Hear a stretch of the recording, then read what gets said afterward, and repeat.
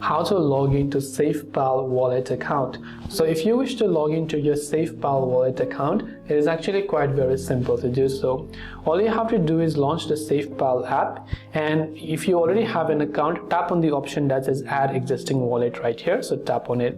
Now it will ask you to create a 6-digit password. So go ahead and then create a 6-digit password and confirm the 6-digit password. Now it will ask you to also enable your biometrics, so do that.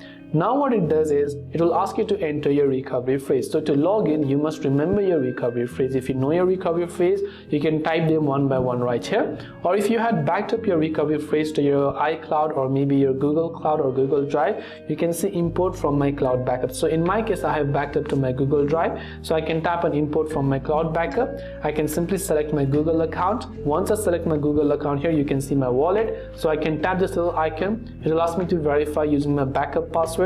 So go ahead and enter your backup password, tap on next, and you'll be able to log into your SafePal Wallet account. That's all it takes for us to log into SafePal Wallet account. I hope the video helped you out. If you have got any further questions, feel free to also leave them down in the comment section below. As always, thanks for watching till the very end, and see you soon in the next video.